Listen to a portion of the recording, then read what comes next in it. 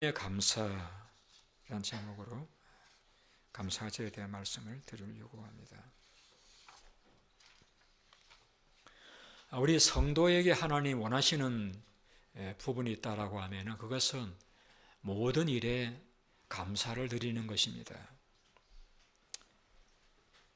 그러나 우리의 삶을 들여다보면 우리는 내가 원하는 일이 이루어지면은 감사를 드리지만은 내가 원하는 일이 이루어지지 아니하면은 불평을 하거나 혹은 좌절할 때가 많이 있는 것을 보게 되어지는 것입니다.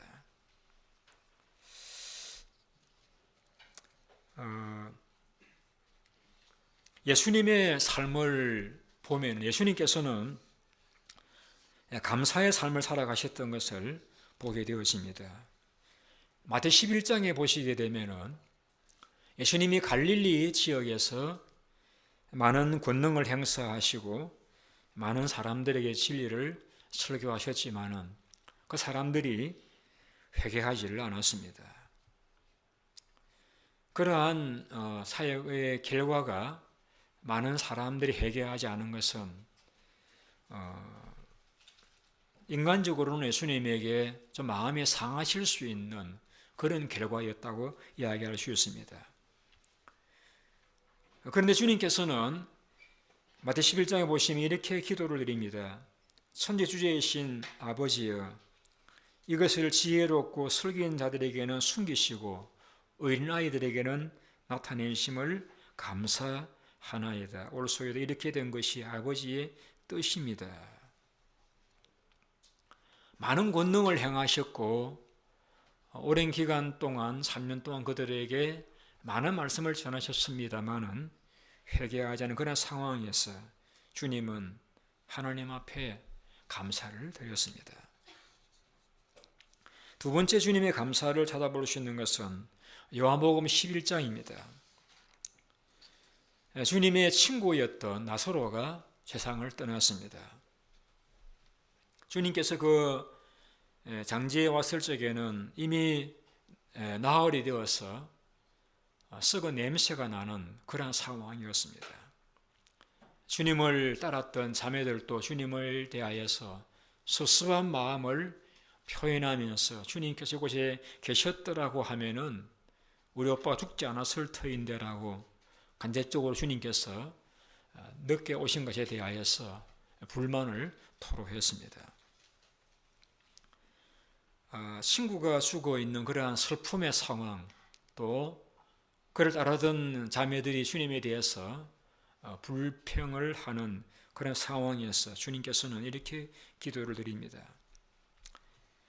아버지의 내 말을 들으신 것을 감사하나이다 라고 눈을 우러러 하늘을 보시면서 감사 기도를 드렸습니다. 세상 사람들은 자기가 원하는 일이 이루어지거나 뜻대로 되어지면은 감사를 드리지만은 예수님께서는 갈릴리 무리가 주님을 따르지 않은 상황에서도 그의 친구가 죽어서 무덤 가운데 상황에서도 하나님 앞에 감사를 드렸던 것을 보게 되어지는 것입니다. 오늘 본문 또한 마찬가지입니다. 본문의 이 오병이어 기적은 사복음서에 다 기록되어져 있는 그러한 놀라운 기적이죠. 많은 사람들이 주님의 말씀을 듣기 위해서 모여와서 그들이 주님께서 오랜 시간 동안 말씀을 전하셨고 벌써 이제 해가 질 때가 되었습니다. 걱정이 된 제자들이 주님에게 주님, 이 무리들을 보내어서 가서 무엇을 사 먹게 하셔야 하지 않겠습니까? 날이 저물어 가고 종일토록 말씀을 듣느라고 시장한 그 무리들을 걱정한 제 주님에게 무리를 보내시기를 제안했습니다. 그런데 주님께서는 그 제자들에게 그 무리들을 그냥 보내지 말고 너희가 먹을 것을 주어서 그들로 먹게 하고 그 후에 가게 하라고 했습니다. 그러시면서 너희 중에 떡 몇 개나 있는가 알아보라고 했습니다. 그래서 한 소년이 가지고 있던 도시락을 구해 가지고 왔습니다. 그 보리떡 5개와 자그마한 물고기 2마리의 아이의 점심 도시락을 가지고 왔을 적에 주님은 그 적은 것, 작년만 5,000명, 또 여자와 아이들 치면 2만 명 정도가 추산되는 그 군중이 시장하여 기다리고 있는데 저들이 구해온 것은 불과 떡 5개, 조각 물고기, 작은 새끼 물고기 2마리가 든 조그만 아이의 점심 도시락, 그것밖에 없었습니다. 많은 주님은 그것을 받으시고 어떻게 반응하셨는가 하면 성경을 같이 읽어보시겠습니다. 우리 38절부터 보시죠. 같이 읽어보십니다. 시작. 또 이르시되 너희에게 떡 몇 개나 있는지 가서 보라 하시니 알아보고 이르되 떡 5개와 물고기 2마리가 있나이다 하거늘 저들에게 명하사 모든 사람을 이를 지어 잔디 위에 앉게 하시고 대로 100명씩 50명씩 앉은지라. 41절요. 같이요. 예수께서 떡 5개와 물고기 2마리를 가져사 하늘을 우러러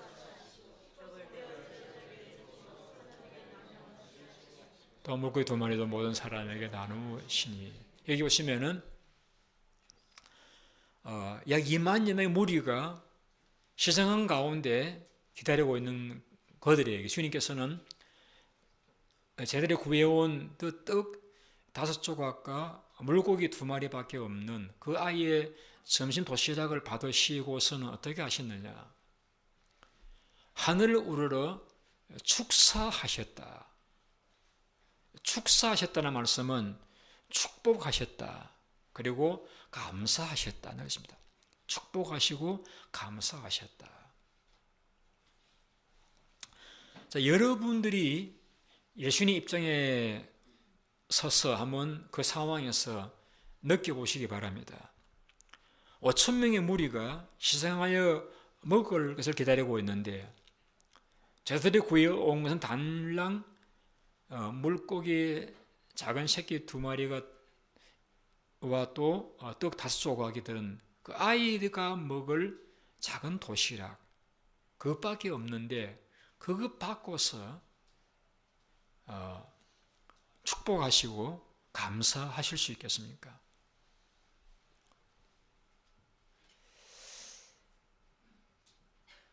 종종 저희 목자 모임에서 목자들이 그런 보고를 할 때가 있습니다. 우리 목장에는 모이는 분들이 너무 적어가지고 이제 모일 때마다 힘이 나지 않습니다. 그런 이제 말씀을 하실 때였습니다. 그렇죠. 목자도 사람인데 목원들이 많이 모이고 또 따르는 목원들이 많으면은 신이 나고 왜 기분이 좋지 않겠습니까? 그러나 그런 상황에서 과연 감사할 수 있느냐? 감사할 수 있느냐?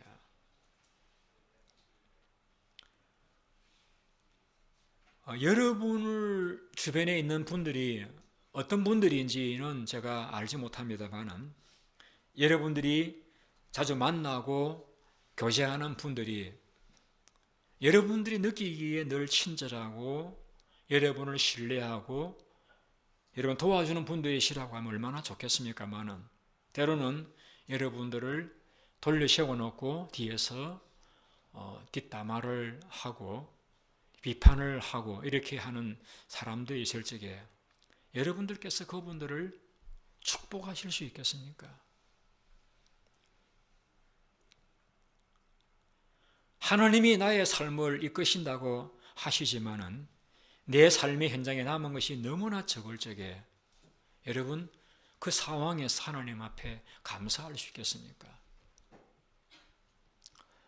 주님께서 장정만 5,000명인 그 상황, 배고픈 무리들에게 먹을 것 구해오라고 했을 적에 그 조그만 아이의 도시락 하나만 달랑 구해왔을 적에 주님은 왜 이것밖에 거두오지 못했느냐고 꾸중하지 아니하시고 오히려 그것을 축복하시고 그것을 인해서 하나님 앞에 감사를 드렸다라고 하는 것은 우리가 만나는 모든 상황이 너무나 핍절해서 가진 것이 적고 내 곁에 있는 사람들이 나를 위해 주기보다는 나를 오히려 힘들게 하는 이들이 있다 할지라도 우리의 사명은 그 사람들을 축복하는 것이고 우리 할 일은 그 상황을 하나님 앞에 감사해야 한다는 사실을 우리는 본문을 통해서 교훈을 받을 수 있게 되어지는 것입니다.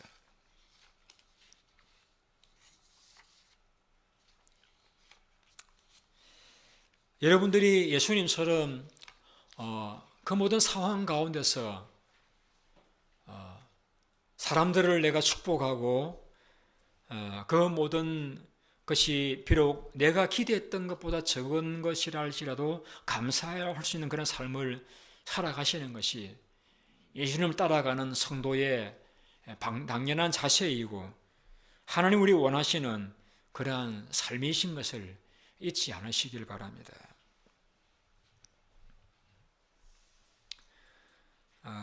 사람들의 교제를 가만히 보면은 자기를 위해주고 자기를 따르고 자기를 이해하고 또 도와주는 그런 사람들에게는 마음이 열려지고 그렇지 못한 분들에게 대해서 마음을 닫아버리는 것을 제가 보게 되었습니다. 우리 그렇게 살아서는 안 됩니다. 우리는 모든 사람을 축복하기 위한 그런 사명을 가지고 태어난 사람들이라고 말씀할 수 있습니다. 하나님께서 아브라함을 통해서 모든 사람을 축복을 받게 하셨던 것과 같이 예수님을 통해서 그 복이 우리에게 임했던 것과 같이 이제는 우리를 통해서 하나님의 복이 모든 사람들에게 전달되어져야 하는 것입니다.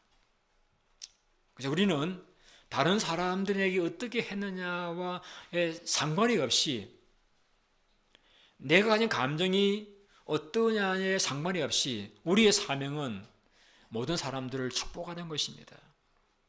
그래서 우리는 새벽에 주님에 엎드려서 하나님 이 가정을 축복해 주십시오. 하나님 이 청년을 축복해 주십시오. 이 성도님을 축복해 주십시오. 우리 날마다 하나님 앞에 내가 기억하고 있는 내가 아는 사람들의 삶에 하나님의 은혜가 임하도록 축복의 기도를 해야 되는 것이 우리 교회의 사명이고 우리 성도의 사명인 것을 우리 잊지 않으셔야 됩니다. 비록 내 곁에 점점 사람들이 사라져가죠.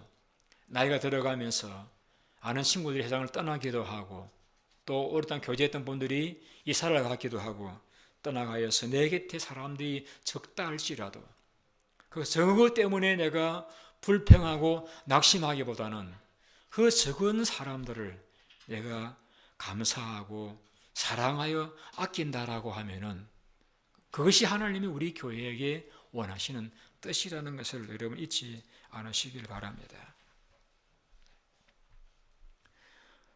그런 평가를 저는 신뢰성 있게 받아들입니다. 40년 후에 미국에 있는 한인교회들이 어떻게 될 것인가? 40년 후면은 미국에 처음 건너왔던 1, 세대들은 다 세상을 떠날 때쯤 됩니다.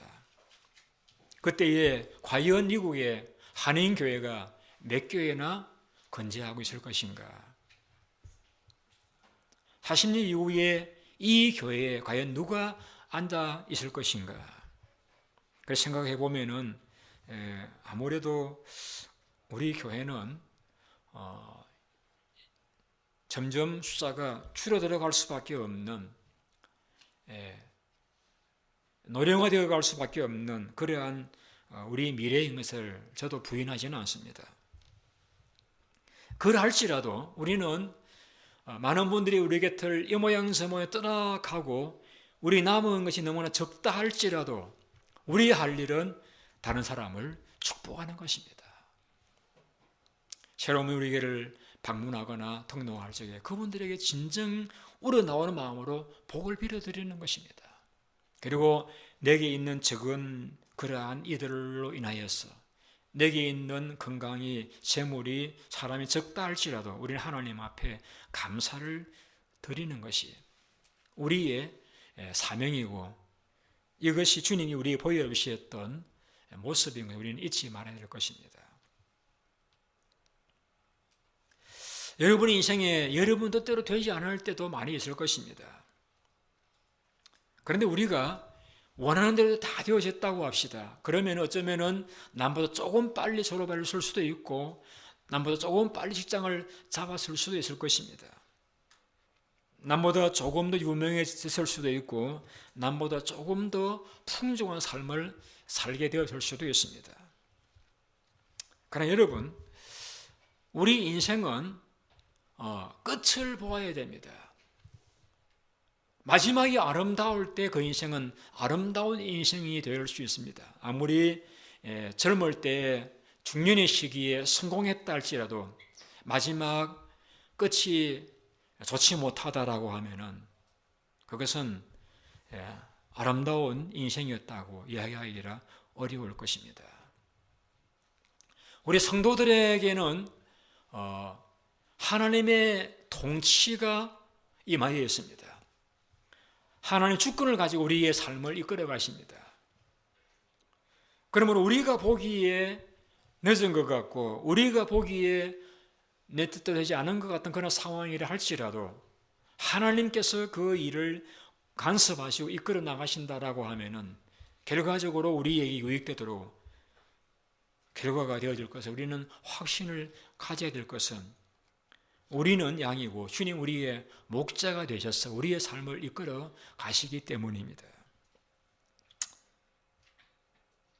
그래서 여러분들의 삶의 주인이 여러분이 아니고 하나님이신 것을 여러분이 인정하신다라고 하면은 여러분 뜻대로 되지 아니할 때에 우리 하나님 앞에 감사를 드려야 할 것입니다.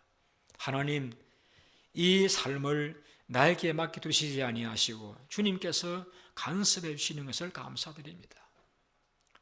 내가 내 뜻대로 되지 아니함으로 내가 인간됨을 알게 되어지고, 내가 내 뜻대로 되지 아니함으로 내가 하나님을 두려워하게 되어지고, 하나님과 깊은 교제를 나눌 수 있게 되어지고, 내가 다른 사람의 고통과 아픔을 이해할 수 있게 된 것을 감사합니다라고 우리가 하나님 앞에 감사할 수 있어야 할 것입니다.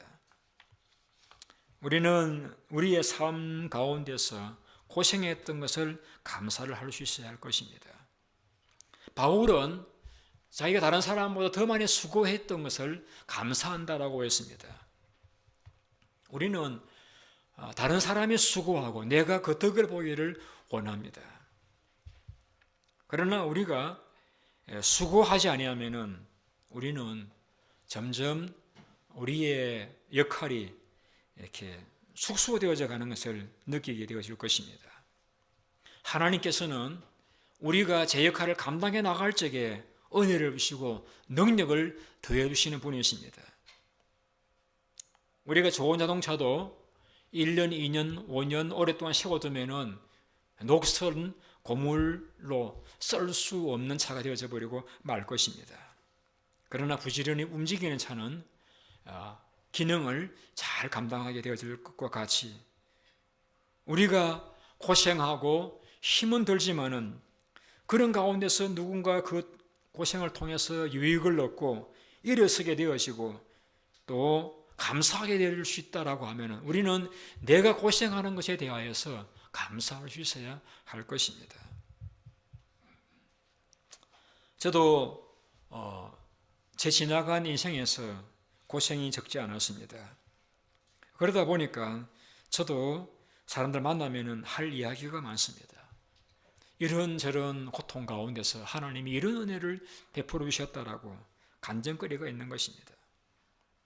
그러나 고생하지 않고 지나온 삶이라고 하면은 하나님을 경험한 것도 내게 없을 뿐더러 간증할 것도 없을 것입니다. 여러분의 수고를 통해서 다른 사람이 유익을 얻을 수 있다라고 하면은 그것은 감사할 것입니다. 우리 교회에는 많은 분들이 교회를 섬기고 있습니다. 어떤 분들은 식사를 준비하시느라고, 어떤 분들은 설교를 통역하시느라, 또 성가대에서 찬양팀에서 혹은 반주자로서 영상을 띄우는 일들로서, 안내 헌금위원으로서, 또 목자로서 홈페이지를 관리하면서, 또 주말에 와서 신거실과 교육관을 청소하심으로써, 화장실을 청소하심으로써, 예배당을 청소하심으로써 수고하시는 많은 분들이 계셔서 우리가 깨끗한 환경 가운데 하나님을 기쁘게 예배할 수 있게 되어지는 것입니다. 저는 목자들의 수고를 제가 감사하게 생각합니다. 모임 하시려고 하면은 많은 수고를 하셔야 됩니다. 연락을 하셔야 되고, 장소를 준비해야 되고, 식사와 간식을 준비하시느라 많은 수고를 하십니다. 여러분, 그러한 수고가 헛되지를 않습니다. 우리의 수고를 통해서 다른 분들이 유익을 얻을 수 있기 때문에 그 수고는 참 감사할 일이죠. 여러분, 이 땅 위에 가장 불행한 사람은 내가 다른 사람을 위해서 할 일이 없는 사람이 불행한 사람입니다. 내가 가르친다든지, 내가 섬긴다든지, 내가 도와준다든지, 내게 있는 어떤 것들 가지고 다른 사람을 도와줄 거리가 있는 사람은 행복한 사람입니다. 박 목사는 행복합니다. 왜냐고요? 제가 다른 사람들을 위해서 무엇인가 도울 것이 있으니까 저는 그때가 참 행복해요. 이 모양 저 모양으로 기도로 말씀으로 도와드릴 적에 제 마음이 행복합니다. 그리고 저의 이러한 다른 분들을 위해 섬길 수 있는 기회를 주신 하나님 앞에 저는 늘 감사한 마음을 가지고 살아갑니다. 여러분, 가장 행복한 사람은 모든 삶 가운데서 감사하는 사람인 것입니다. 가장 행복한 사람은 항상 모든 사람들을 축복하는 사람인 것입니다. 가장 행복한 사람은 다른 사람들을 위해서 고생할 거리가 있는 사람, 다른 사람들을 위해 수고할 거리가 있는 사람이 복을 받은 사람들이라고 말씀할 수가 있는 것입니다. 바로 우리 이렇게 기록을 남겼습니다. 너희 중에 받지 않은 것이 무엇이냐? 이미 받았은즉 어찌하여 받지 않은 것 같이 자랑하느냐? 우리의 모든 것, 건강이든 지혜이든 재물이든 사람들이든 자녀이든 우리 모든 것들은 하나님에게 주신 것들입니다. 우리는 그 모든 것들을 인해서 감사할 뿐 아니라 그 모든 것들을 가지고 다른 사람들을 섬기고, 또 하나님께서 내 삶을 내버려 두시지 아니하시고 우리의 삶을 간섭해 주셔서 내가 이해할 수 없지만은 그 모든 실패와 고통과 넘어짐까지라도 결과적으로 아름답게 하실 것을 확신하면서 여러분들 늘 감사하는 예수님처럼 다른 사람을 늘 축복하고 또 모든 상황 가운데서 감사하는, 비록 여러분에게 있는 것이 적다 할지라도 하나님 앞에 감사하는 그런 삶이 되어질 적에 누가 알겠습니까? 오병이어가 5,000명이 먹을 수 있는 기적을 일으켰던 것과 같이 우리의 삶에 하나님의 기적과 은혜와 축복이 넘쳐날 줄 누가 알겠습니까? 이 은혜와 축복이 여러분들에게 넘쳐나시기를 예수님의 이름으로 축원드립니다. 우리 기도하겠습니다.